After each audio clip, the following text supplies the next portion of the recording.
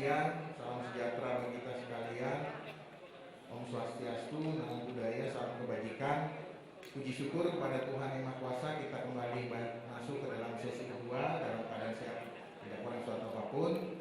Pada kesempatan ini kita akan mendengarkan paparan selanjutnya, yaitu tentang kebijakan dan program tenaga kerja pada karya. Mengenai tenaga kerja pada karya, yang merupakan salah satu program dari Kementerian Ketenagakerjaan. Bapak Ibu yang saya hormati, pada kesempatan ini telah hadir bersama-sama dengan kita Bapak Agus Ilalami, Sarjana Kehutanan Magister Manajemen. Narasumber pada kesempatan ini, beliau adalah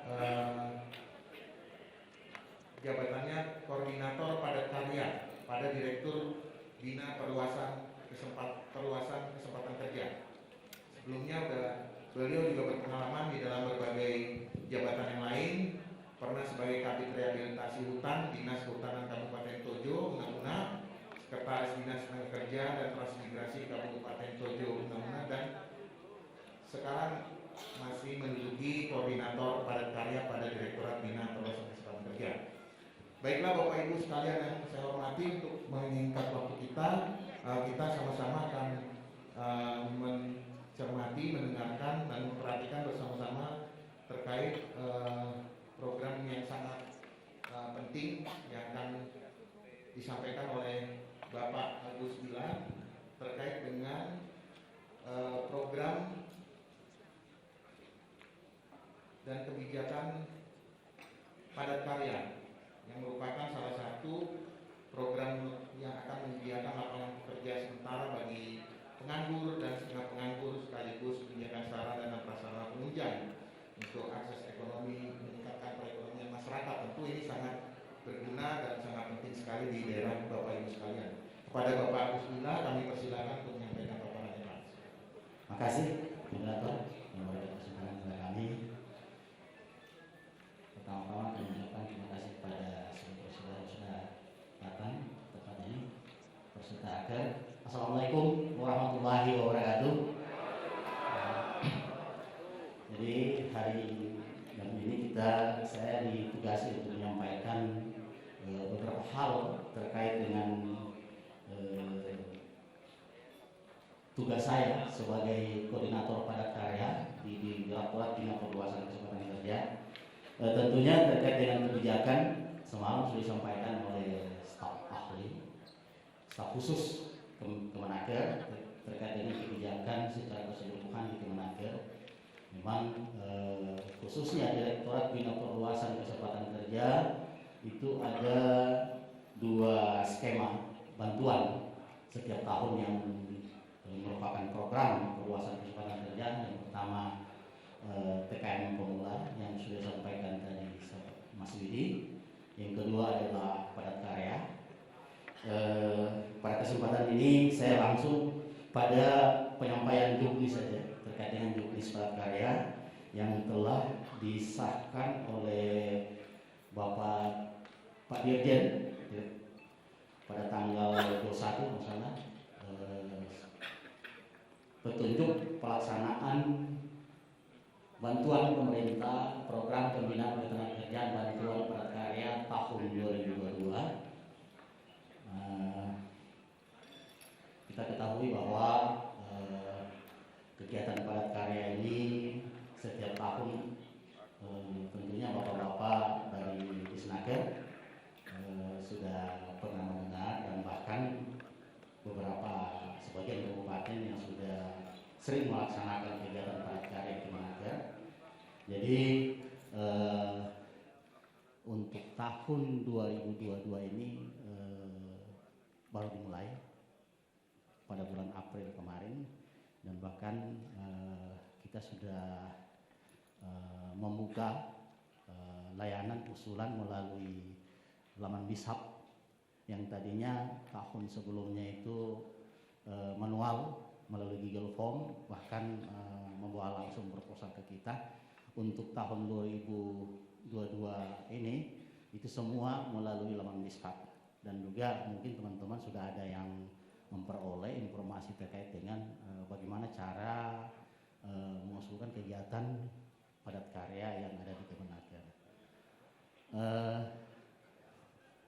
Lanjut ya.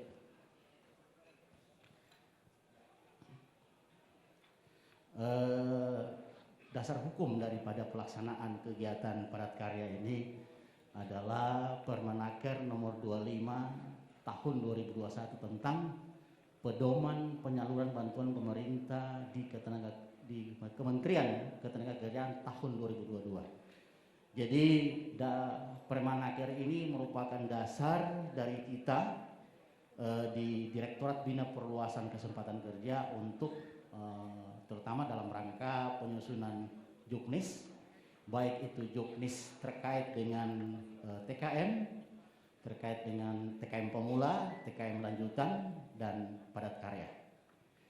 Lanjut ya. Tentu tujuan daripada kegiatan khususnya padat karya ini adalah menyediakan lapangan pekerjaan sementara bagi penganggur dan setengah penganggur, sekaligus menyediakan sarana dan prasarana penunjang akses ekonomi untuk meningkatkan perekonomian masyarakat. Jadi yang menjadi catatan kita adalah bagi mereka yang sementara menganggur dan setengah penganggur. Dari beberapa usulan yang ada, banyak yang mengusulkan seperti tahun lalu ada mahasiswa, ada karyawan, dan bahkan ada honorer. Dalam ketentuan ini itu tidak bisa. Jadi kita berpatokan kepada penganggur. Bagaimana definisi pengangguran itu? Mungkin mereka-mereka yang belum punya pekerjaan atau lagi sedang mencari pekerjaan atau menunggu untuk mendapatkan pekerjaan. Sedangkan setengah penganggur itu tentunya mereka yang bekerja seminggu itu kurang dari 35 jam dalam seminggu. Tentunya Bapak Ibu harus menekankan terkait dengan ini, karena rekomendasi BPK yang disampaikan ke kita, catatan BPK bahwa kegiatan kita untuk padat karya maupun TKM tahun 2021 itu tidak tepat sasaran. Kenapa tidak tepat sasaran? Karena terkait dengan penganggur dan setengah penganggur. Sehingga untuk tahun 2022 ini sebagai tambahan daripada persyaratan untuk teman-teman kita di daerah, dinas atau lembaga non pemerintah, yayasan atau kelompok masyarakat, desa dan lain-lain yang bermohon ke kita, kami mohon untuk meminta keterangan ke Disnaker setempat. Benarkah mereka-mereka ini yang diusulkan untuk sebagai yang terlibat dalam pemberdayaan padat karya ini menganggur? Dan memang ada dinas yang memang enggan untuk memberikan surat keterangan. Sehingga kenapa raker pada hari ini dilaksanakan, karena untuk menyatukan persepsi kita, untuk mungkin kita bisa berkolaborasi, kita bisa kompak, tentunya kita lebih transparan antara daerah dan pusat, agar ada kegiatan kita bisa juga didukung oleh teman-teman di daerah, khususnya Dinas Disnaker Tenaga Kerja. Itu terkait dengan penganggur setengah penganggur.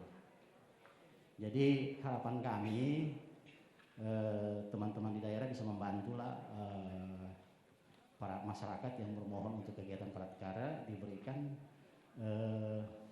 keterangan atau apa yang menjelaskan bahwa memang benar yang diberdayakan nama-nama tersebut adalah mereka penganggur setengah penganggur.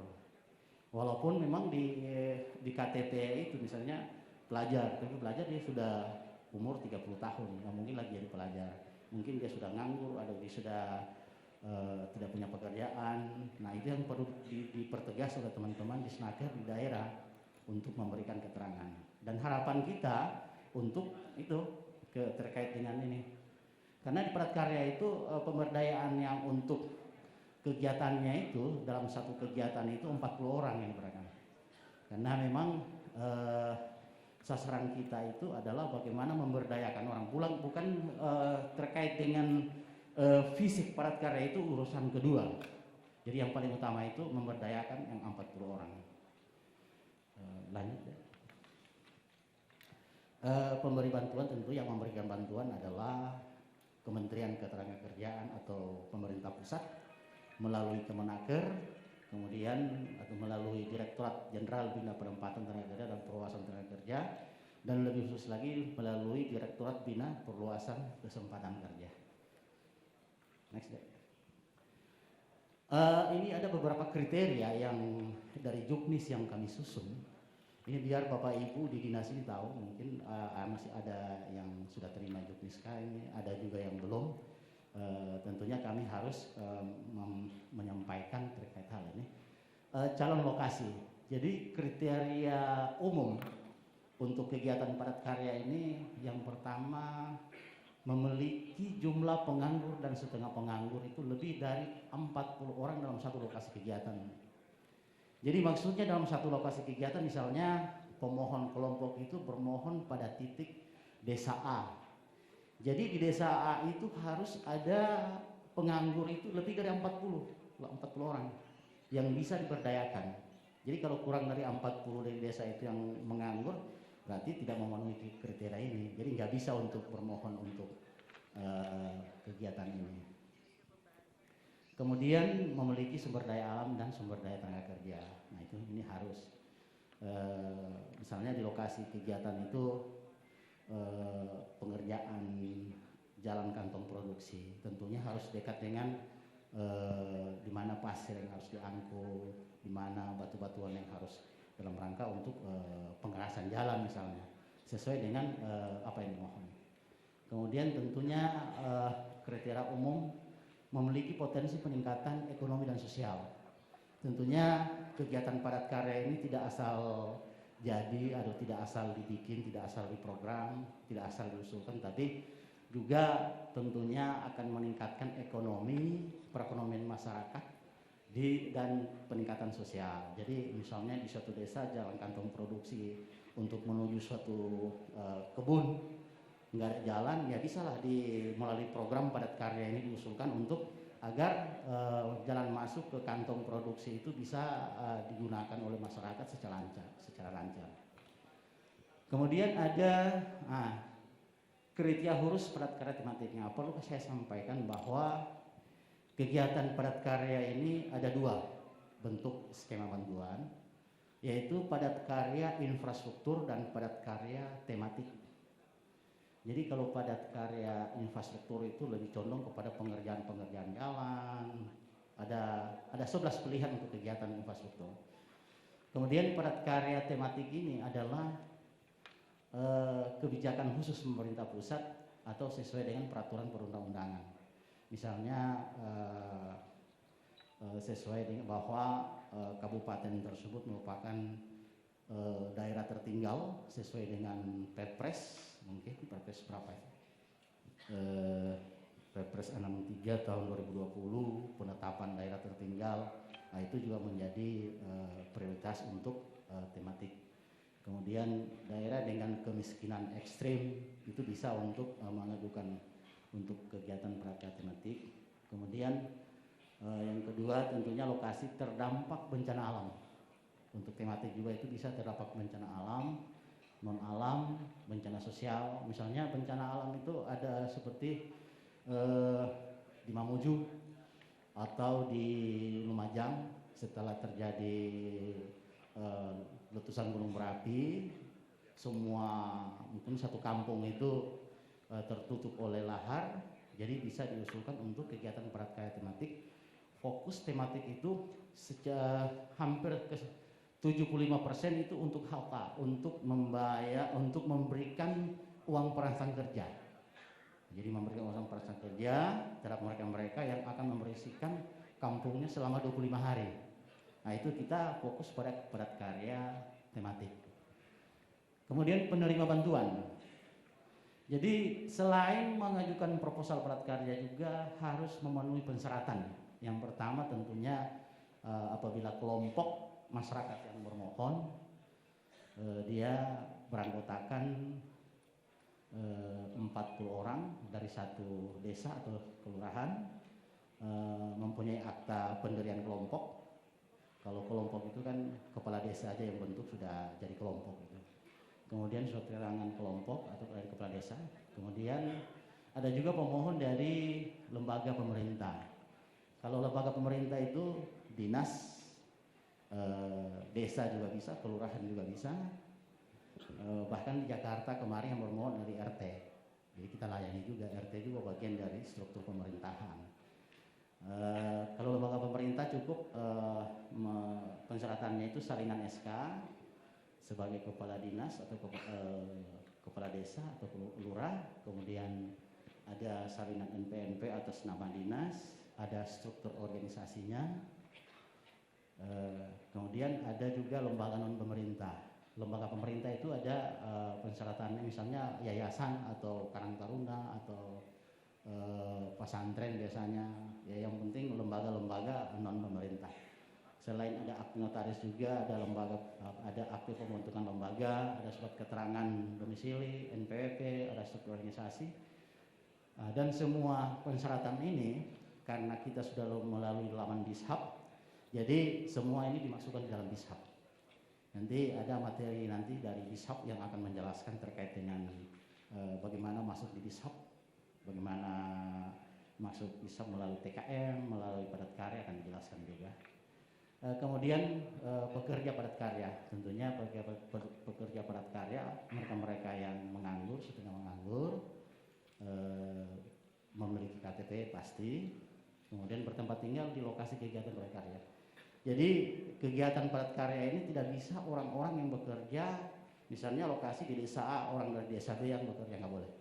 Jadi mereka-mereka yang ada di lokasi titik itu, mereka yang sekitar situlah yang diberdayakan untuk melakukan aktivitas kegiatan padat karya yang dimohon oleh lembaga. Tadi di pengantar kerja saya jelaskan bahwa tentunya proses permohonan sampai usulan verifikasi itu dan identifikasi lokasi kita berharap bersama-sama dinas, karena tentunya kita di kementerian tidak akan mampu untuk melakukan identifikasi lokasi di seluruh Indonesia dengan jumlah SDM yang sangat terbatas. Jadi peran dinas di sini menjadi sangat menentukan dalam melakukan identifikasi. Nah, lanjut deh. Nah, ini bentuk bantuan.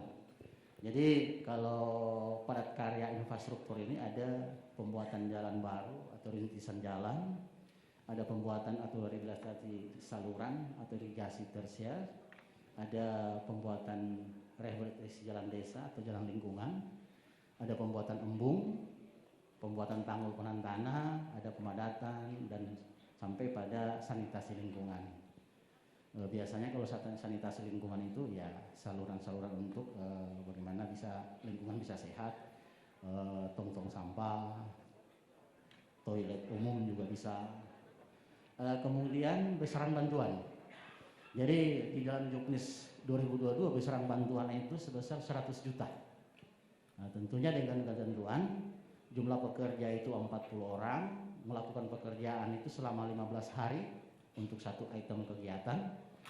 Kemudian jumlah jam kerja paling sedikit 4 jam atau 5 jam dalam per hari.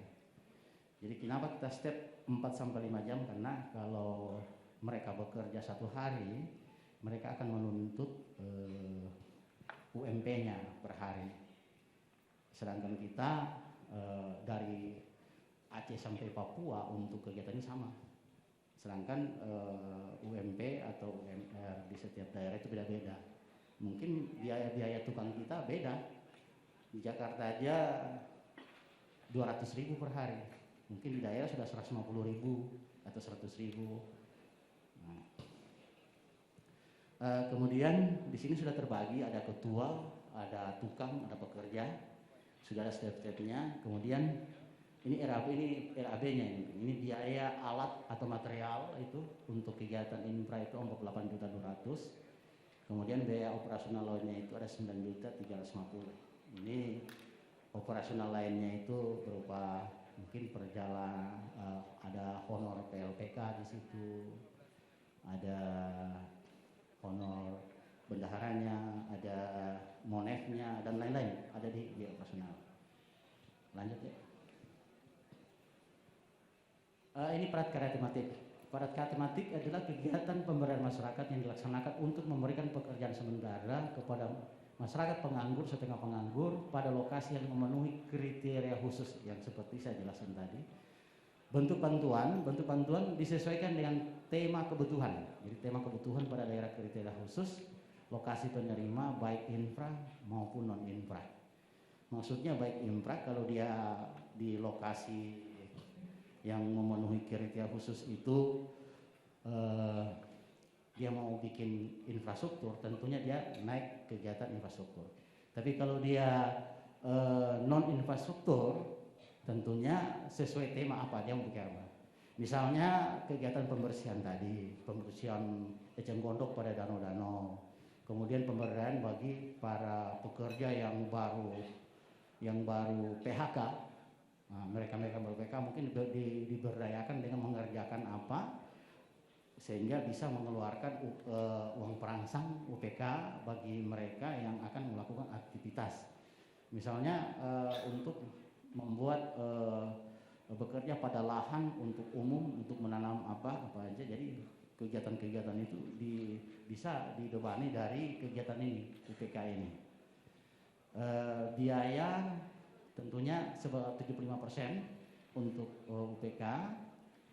Material itu hanya 21 juta, itu hanya untuk membeli peralatan-peralatan aja. Biaya personal agak kecil, 8.250. Lanjut ya. Ini ada tugas dan tanggung jawab.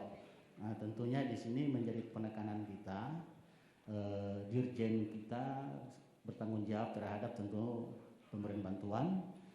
Direktorat Bina Perluasan Kesempatan Kerja tentunya dengan merencanakan, merancang, melakukan verifikasi, identifikasi, monitoring, verifikasi dan tugas lainnya sesuai dengan ketentuan. Di sini yang perlu Bapak Ibu ketahui bahwa dalam juknis itu ada tugas dinas, tugas dan tanggung jawab dinas. Yang kita skep di juknis adalah memfasilitasi penunjukan petugas lapangan padat karya. Jadi pada tahun-tahun sebelum 4 tahun kemarin ada dinas yang nggak mau menunjuk petugas PLPK. Tapi memang kita sadar bahwa pada 2021 itu kita belum mengumpul seperti ini. Mudah-mudahan dengan pertemuan rapat kerja seperti ini kita memberikan satu pemahaman, Bapak-bapak bisa membantu lah. Oh gini sebenarnya pengertian ini ya, manfaatnya kita ketemu. Kemudian melakukan verifikasi dan identifikasi lokasi serta monitoring dan evaluasi kegiatan bersama Direktorat Bina Perluasan Kesempatan Kerja. Jadi dalam rangka verifikasi identifikasi lokasi ini kami akan memohon agar dinas membantu kami, terutama untuk identifikasi lokasi. Itu sangat perlu dan saya juga sudah jelaskan tadi sama pengantar-pengantar kerja yang ada di lantai 7 tadi terkait dengan bagaimana cara melakukan identifikasi dan lokasi. Dan juga kegiatan verifikasi dan identifikasi lokasi ini membantu pengantar kerja kita yang ada di daerah yang masih bingung apa yang dia mau kerja. Jadi mereka dengan melakukan identifikasi, verifikasi baik itu TKM maupun padat karya, tentunya mereka akan mengumpul angka kredit. Itu nanti dijelaskan oleh dari Direktorat Pengantar Kerja bagaimana poin-poin angka kredit itu. Tadi sudah dijelaskan juga di ke peserta yang khususnya pengantar kerja. Jadi untuk kegiatan identifikasi ini, karena ini merupakan kegiatan kementerian, khususnya Direktorat Bina Perluasan Kesempatan Kerja, jadi setelah kita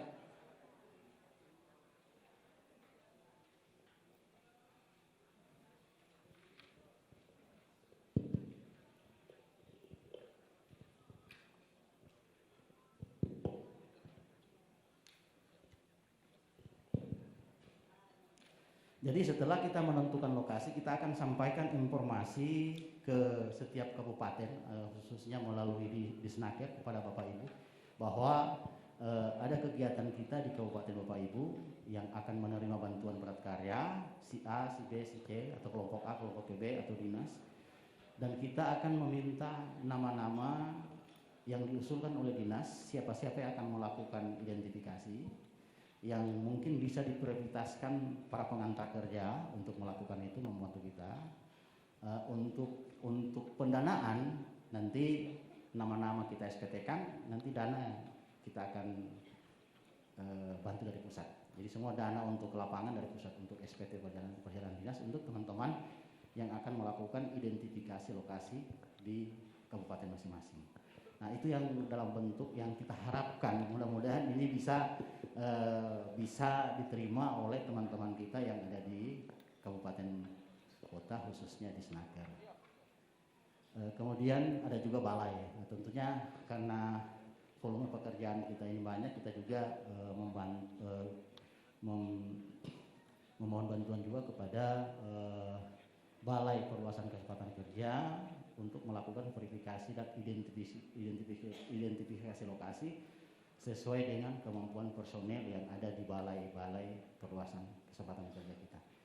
Karena Balai Perluasan Kesempatan Kerja kita tahun ini ada 2 yang level eselon 3, yaitu Balai di Kendari dengan Balai di Bekasi. Lanjut ya. Ini kuasa pengguna anggaran, ada juga tanggung jawabnya, kemudian pejabat pembuat komitmen ada di pusat, kemudian ada tugas tim verifikasi. Jadi petugas tim verifikasi ini ada di pusat juga, yang khusus memverifikasi usulan-usulan yang masuk melalui Dishub yang kita sudah buka dari tanggal 16, baru dibuka, sudah mendaftar itu kurang lebih 800. Wah, luar biasa memang peminatnya. Sedangkan paket kita itu ya minim, mungkin karena anggaran kita terbatas.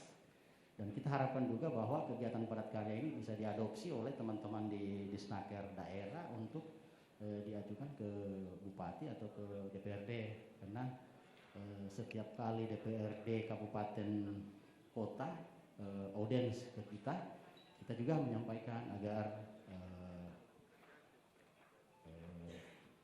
para perwakilan DPRD untuk membantu teman-teman kita di Snaker terkait pembiayaan, karena memang teman-teman di Snaker kita daerah itu anggarannya memang kecil bila dibandingkan dengan dinas-dinas lain yang ada di kabupaten kota, sehingga kita selalu mengingatkan baik ketua DPR, komisi maupun anggota-anggota DPR yang datang audiens ke kita.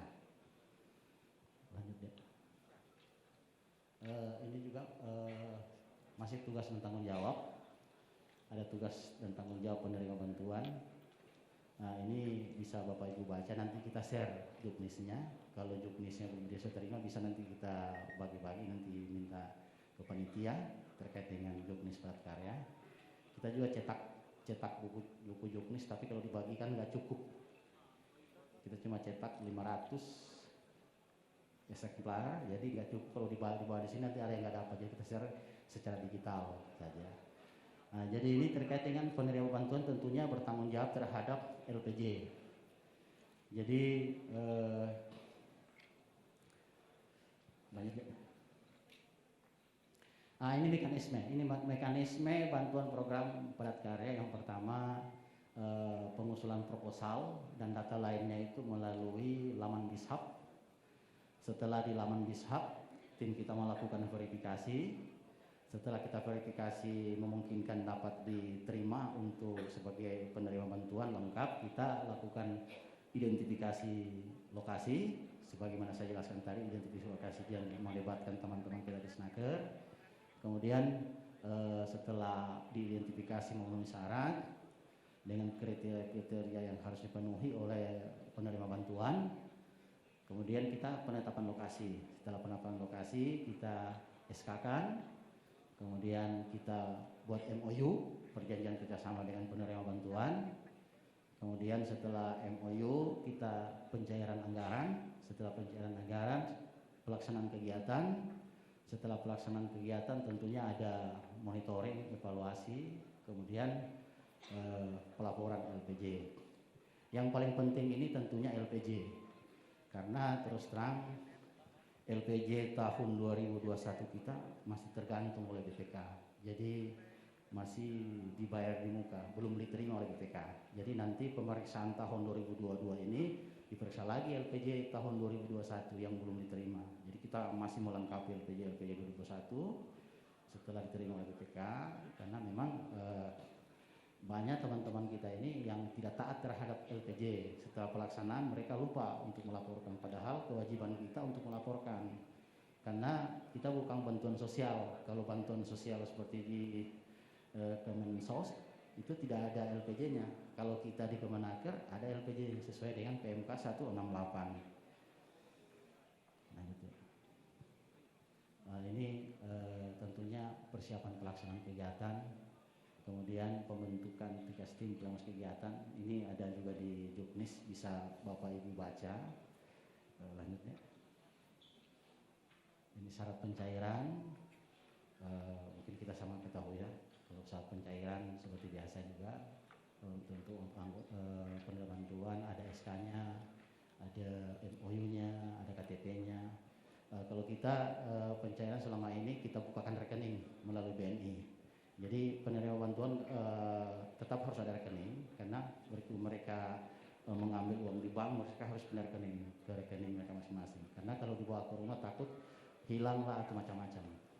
Kemudian penggunaan bantuan, nah, tentu sesuai dengan apa yang dipersyaratkan di dalam Juknis Padat Karya. Lanjut ya. Nah, ini teknis pelaksanaan yang perlu diperhatikan. Tentunya dalam kegiatan padat karya itu ada rembuk masyarakat, ada desain teknis. Tentunya misalnya dia mau buat toilet umum atau membuat apa, adalah sketsa gambar, walaupun tidak terlalu detail seperti yang dibuat oleh PU atau pekerjaan yang dilakukan oleh CV. Kemudian ada pencatatan data, ada pengaturan pembagian pekerjaan, ada jangka waktu pelaksanaan, ada pembagian UPK. Yang paling penting agar Bapak Ibu menunjuk PLPK. Jadi kita sekarang ini lagi ada BIMTEK PLPK. Jadi kemarin kita laksanakan BIMTEK PLPK itu di Sumatera Utara. Kemudian sebentar sore ada pembukaan BIMTEK PLPK di Bandung. Jadi mudah-mudahan kita bisa melaksanakan BIMTEK PLPK ini untuk seluruh dinas yang ada di Indonesia ini. Jadi kita untuk menyiapkan di seluruh Indonesia karena keterbatasan anggaran yang ada di kita, sehingga kita tidak dapat melaksanakan BIMTEK PLPK untuk seluruh dinas yang ada. Kita hanya Sumatera Utara, hari ini di Bandung, mungkin besok untuk Indonesia Timur kita akan ambil karena satu kali BIMTEK itu hanya 50 orang, jadi 50 dinas saja yang kita prioritaskan dulu mungkin. Lanjut ya. Nah, ini pengadaan peralatan tentunya mengacu kepada PMK. Kemudian ada di sini juga pembuatan papan data dan prasasti. Sama halnya dengan pekerjaan-pekerjaan yang dilakukan oleh CV, ada papan data di lapangan. Kemudian setelah pekerja ada prasasti yang harus misalnya ada pekerjaan fisik di sudut lokasi itu ada prasasti yang harus untuk menandakan bahwa ini pernah dilaksanakan program Kemenaker di lokasi ini. Lanjutnya. Kemudian ada di sini penyampaian LPJ. Jadi LPJ itu nggak usah terlalu tebal, karena BPK itu hanya memeriksa kwitansi dan nota belanja aja. Kalau kwitansi dan nota belanja itu sudah 1.100 juta, itu sudah aman. Jadi mereka nggak periksa latar belakangnya, lampiran-lampirannya. Yang mereka periksa itu hanya ini. Nah, jadi begitu LPJ pendahuluan, kemudian ada BAST. BAST ada lampiran ini mungkin jumlah dana yang diterima dan dipergunakan, ada pekerjaan telah selesai dilaksanakan sesuai perjanjian kerjasama, ada pernyataan bahwa bukti-bukti pengembalian telah disimpan, kemudian bukti stok ke kas negara bisa bila ada sisa anggaran bagi pelaksana kegiatan itu yang mensisakan tidak habis secara keseluruhan. Kemudian ada bukti ada dokumentasi. Jadi dokumentasi berupa foto, ada video pada saat mereka melaksanakan itu semua LPJ ini itu akan diupload melalui laman Bishap juga. Jadi penerima bantuan sesuai dengan akunnya membuka Bishap, mereka mengupload kegiatan melalui Bishap sehingga kita di pusat bisa mengontrol siapa-siapa yang belum menyampaikan LPJ terkait dengan kegiatan padat karya. Kemudian terkait pajak dan pengembalian sisa anggaran. Jadi memang ketentuan pajak ini kita masih bingung karena kita belum pernah berkonsultasi dengan pihak perpajakan. Tentunya nanti pada saat MOU dengan penerima bantuan kita akan mengundang dari perpajakan untuk menjelaskan terkait dengan pajak untuk kegiatan padat karya ini sehingga biar jelas berapa persen pajaknya, PPh-nya atau PPN-nya, apakah ada PPN atau PH. Nah ini kita masih agak remang-remang sehingga tahun 2022 ini kita perlu mengundang dari perpajakan untuk menjelaskan kepada penerima bantuan. Mungkin waktu Pak kita biar nanti diskusi. Oh iya. Bisa Oke deh. buka karena jukni sebagian besar Bapak terima, jadi kita diskusi. Ya, saya juga kebetulan hari ini mau ke Bandung pembukaan PLPK. Makasih moderator. Baik, terima kasih. Kita berikan aplaus dulu untuk Pak Agus Wilah. Baiklah Bapak Ibu, tadi ada beberapa yang disampaikan melalui paparan yang sudah disampaikan dengan baik sekali tadi terkait dengan bantuan pemerintah program padat karya bidang ketenagakerjaan di mana digunakan saat ini menggunakan laman Bishap untuk tahun 2022, jadi secara online pendaftarannya tidak melalui offline. Kemudian dikatakan bahwa sasarannya ada pengangguran dan setengah pengangguran di mana mereka bekerja kurang dari 35 jam per minggu. Hal ini dilakukan program ini karena tahun 2020 dan 2021 juga terjadi berdasarkan penilaian BPK kepada kementerian program ini tidak ada yang tidak tepat sasaran, sehingga pada tahun 2022 kita meminta kepada Bapak Ibu di Disnaker untuk mendukung, untuk memberikan keterangan pada peserta dari program padat karya ini bahwa keterangan bahwa sebagai penganggur atau setengah penganggur kepada yang akan mendapatkan bantuan. Terus kemudian marilah kita menyamakan persepsi di tempat ini bersama-sama untuk mendukung program padat karya ini, di mana peran dinas sangat menentukan, yaitu untuk melakukan verifikasi dan identifikasi lokasi. Dinas dapat membantu dan di sini diharapkan peran Kabid dan juga petugas pejabat pengantar kerja sebagai ujung tombak yang bisa melakukan tugas verifikasi dan identifikasi dari peserta di lapangan untuk membuat nanti terakhir juga jangan lupa LPJ yang baik supaya bisa program ini, bantuan ini bertanggungjawabkan karena bukan bantuan sosial tapi merupakan bantuan pemerintah. Oleh karena itu sudah jelas tadi beberapa hal yang disampaikan. Kita ada waktu untuk bertanya. Saya buka dulu 3 pertanyaan. Nah, kita sampai jam 12. Bapak dari mana? Satu, nanti satu lagi mana? Ibu ya di belakang sana. Terus Bapak itu satu lagi. Silakan Pak Panitia, tolong Bapak ini. Nanti sebutkan Bapak pertama. Nama dan asalnya dari mana? Ada 3 penanya dulu ya. Karena mohon maaf waktu kita sampai jam 12, narasumber kita juga masih ada tugas lagi yang akan dilaksanakan di Bandung dan Jawa Barat. Silakan Pak. Ya baik, terima kasih Pak Moderator. Saya langsung saja ya. Ya langsung Pak. Saya Pak Samador dari Kabupaten Sika, NTT. Setelah mendengar penjelasan ini, pertama kami dari NTT berharap program ini dari kementerian mengalokasikan juga kepada kami terkait dengan padat karya ini. Lalu yang kedua, kebetulan kami di Sika ada alokasi dari APBD untuk kegiatan padat karya. Terkait ini yang mau saya tanyakan, Karena di dalam pelaksanaan kegiatan seperti ini,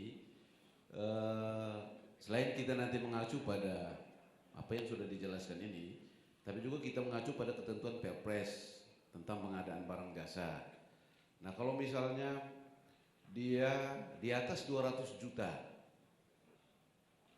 apakah kita tetap terapkan pola ini? Pertanyaan ini penting untuk perlindungan bagi kami.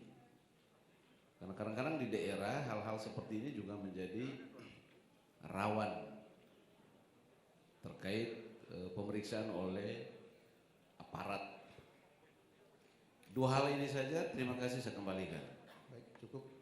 Satu lagi yang ibu tadi mana? Yang di belakang Pak, Mas. Yang ibu itu.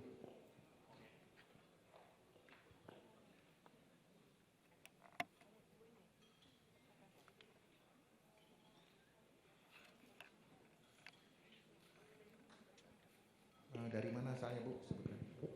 Baik, Aman. terima kasih. Assalamualaikum warahmatullahi wabarakatuh. Terima kasih atas kesempatannya. Perkenalkan, saya Ibu Cucum dari Kepala Bidang Disnaker Trans Kota Serang. Ada beberapa hal yang ingin saya tanyakan. Mungkin yang untuk pertama saya minta bantuan dari teman operator untuk menampilkan slide tentang penerima padat karya. Mohon, tadi ada slide yang disampaikan oleh narasumber tentang syarat untuk penerima padat karya.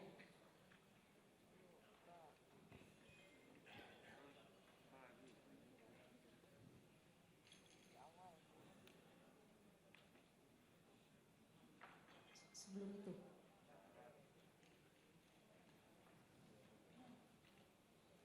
Terus, ya. Nah ini, yang tadi, nah itu. Bisa agak diperbesar nggak? Itu di syarat penerima bantuan. Kalau ya betul cukup. Di situ ada kelompok masyarakat, ada lembaga pemerintah. Nah, saya ingin penjelasan terkait dengan kelompok masyarakat. Apakah untuk kelompok masyarakat ini harus legalitas resmi berbadan hukum dalam arti akte notaris, atau cukup kelompok masyarakat yang di-SK-kan oleh pemerintah atau oleh kepala desa, atau harus yang ada berbadan hukumnya gitu seperti akte notaris.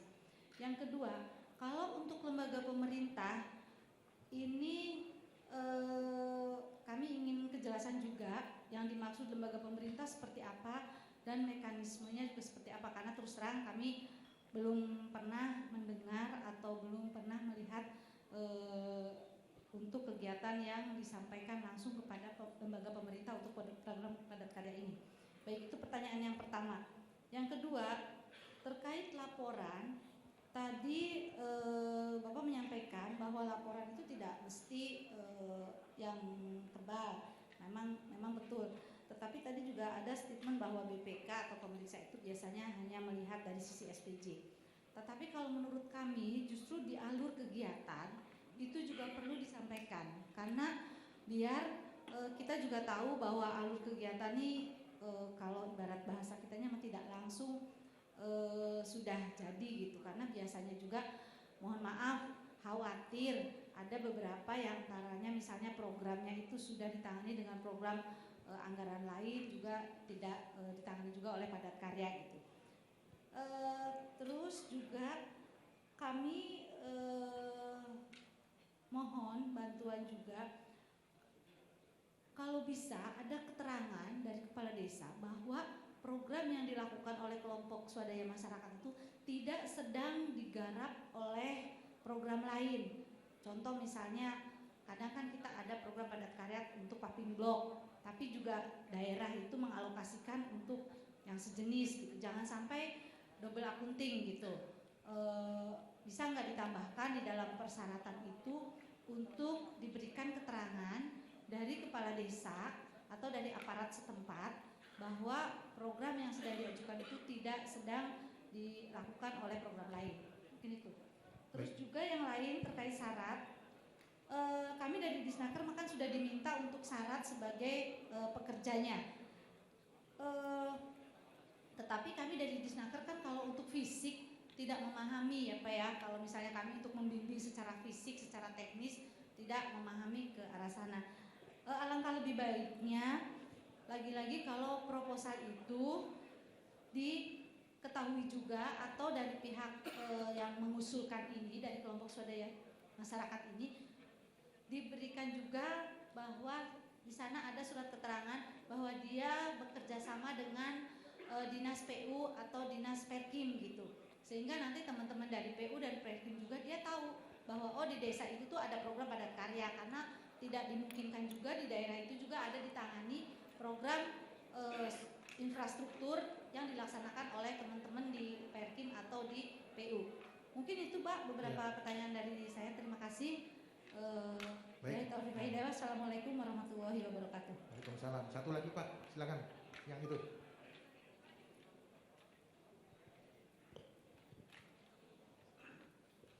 Baik, terima kasih. Nama kami Tuyu Jarogea dari Disnaker Kabupaten Nias, Pak, Provinsi Sumatera Utara. Kami langsung saja, ini mengenai mekanisme bantuan program. Ini diajukan ke Bidhub. Kami Kabupaten Nias termasuk daerah tertinggal dan selama ini belum mendapatkan bantuan program seperti padat karya ini. Kami mohon Pak supaya ada perhatian sedikit saja Pak, karena tadi kami dengar informasi sudah 800 yang sudah masuk. Ya, Nias belum mendaftar Pak, belum mengajukan karena aplikasi Bidhubnya itu belum aktif. Kalau boleh Pak, bagaimana cara supaya kami di Nias dan juga teman-teman yang lain bisa merata mendapatkan program ini. Demikian Pak, terima kasih. Baik, terima kasih Pak.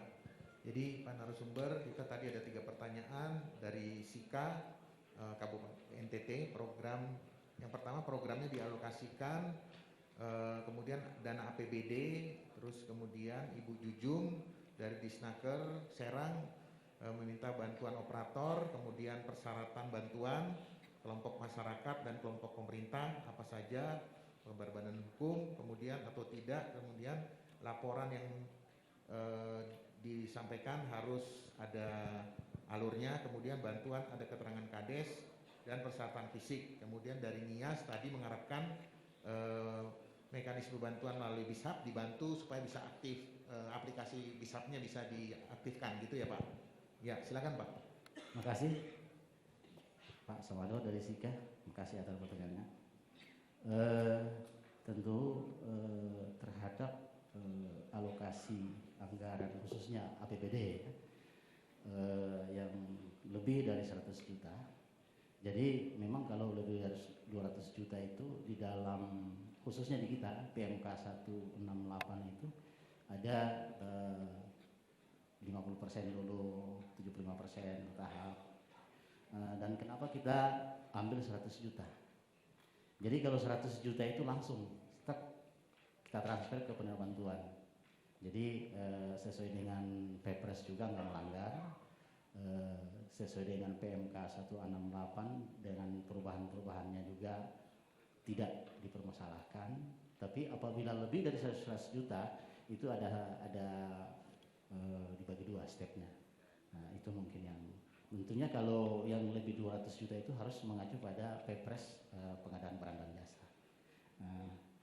Kemudian dari Bu Cucung, Kabid Disnaker Kota Serang, makasih atas pertanyaan dan masukannya. Tentunya kita di Kemenaker ini dengan adanya verifikasi dan identifikasi ke lapangan itu tidak sekedar mengidentifikasi itu mendata apa segala macam, tapi juga harus melihat mengkonekkan dengan program pemerintah kabupaten dan pemerintah desa.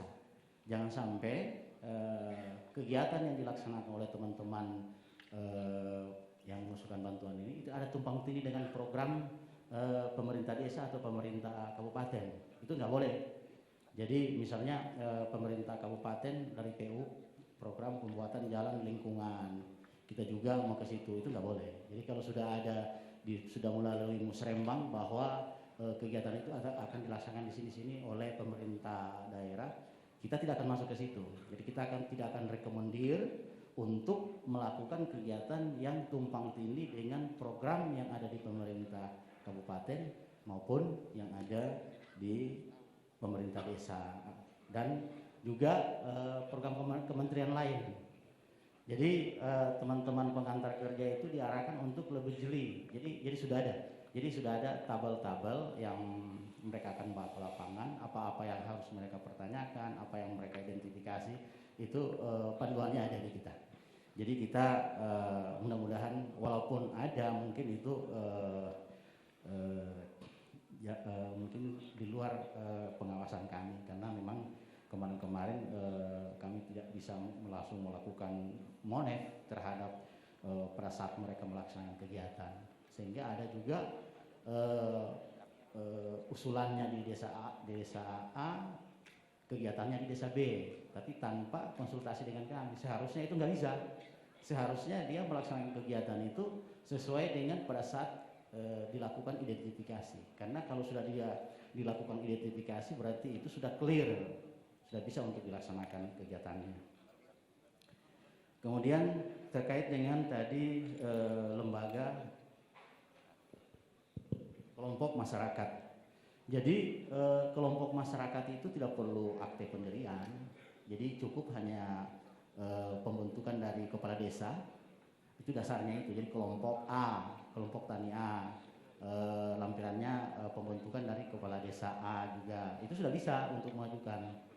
Cuman memang kadang kita minta dia buka NPWP gitu. Kemudian terkait dengan mekanisme dari lembaga pemerintah. Jadi lembaga pemerintah itu termasuk Disnaker. Disnaker juga bisa bermohon ke kita untuk melakukan kegiatan padat karya. Desa juga bisa bermohon ke kita untuk melakukan kegiatan padat karya. RT juga bisa, khususnya di ibu kota Jakarta banyak RT karena yang langsung terkait dengan lingkungannya itu RT kalau di Jakarta. Jadi di Juknis memang kita sudah skep bahwa penerima bantuan itu lembaga non pemerintah dan lembaga pemerintah, dan memang itu ada di dalam PMK 168. Jadi kita Juknis kita itu dasar PMK 168 juga Kemenaker kita nomor 20 tahun 2021. Kemudian terkait dengan LPJ. Jadi LPJ kita karena LPJ kita itu kan harus diupload di laman Dishub. Tentunya kalau terlalu tebal dan besar nanti nggak kuat lah kuota untuk masuk ke di upload, sehingga memang alur dari kegiatan itu perlu jelas, tapi tentunya harus diperingkas karena memang walaupun pendahuluan diceritakan sedikit kegiatannya apa, desa mana, kemudian BAST-nya ini lampirannya, kwitansi nota belanja, kwitansi nota belanja cukup 100 juta, pajak. Nah, itu sudah memungkinkan sebagai LPJ yang lengkap. Kemudian ini masukan ya terkait dengan proposal ada surat keterangan bekerja sama dengan PU, dan kita berharap bahwa teman-teman kita yang ada di kabupaten kota atau pemohon mereka untuk membuat desain teknis juga berkonsultasi lah dengan dinas PU sebagai dinas teknis yang mengetahui misalnya pekerjaan drainase atau rapat beton segala macam yang ada gambar teknisnya, atau pembuatan irigasi tersier yang memerlukan gambar yang lebih teliti, ya harus berkonsultasi dengan kita harapkan berkonsultasi dengan dinas PU. Kemudian dari Disnaker Nias, mekanisme terkait dengan program daerah tertinggal itu memang menjadi perhatian kita. Silakan Bapak Ibu untuk masuk ke laman Dishub untuk mengajukan kegiatan sesuai dengan petunjuk teknis yang ada. Kemudian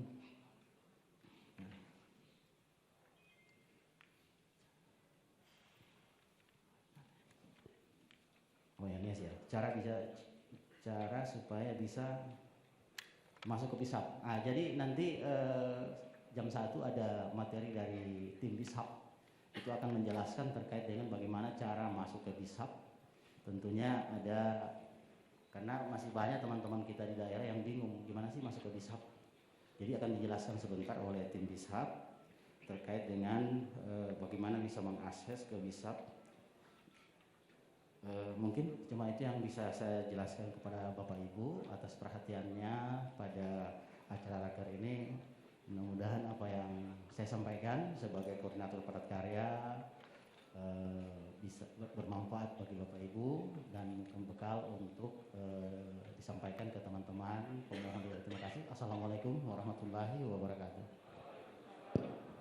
Baik, Bapak Ibu sekalian, demikianlah tadi paparan tentang Juknis, petunjuk teknis dari bantuan pemerintah bidang padat karya ketenagakerjaan yang sudah disampaikan oleh Bapak Agus Ila.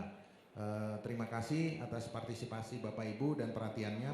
Nanti bisa dilanjutkan dengan tim dari kementerian dari perluasan kesempatan kerja untuk pertanyaan-pertanyaan lebih lanjut, termasuk nanti Juknis akan di-share ya Pak melalui laman BISHAP kita. Jadi tolong dibuka laman BISHAP-nya, nanti di situ ada Juknis dan penjelasan-penjelasan lainnya, serta di samping itu bisa juga dilakukan konsultasi melalui BISHAP.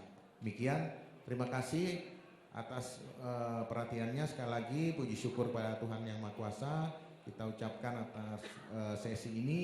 Kita akan masuk istirahat pada siang hari ini untuk istirahat, sholat dan makan. Wassalamualaikum warahmatullahi wabarakatuh. Salam sehat untuk kita semua.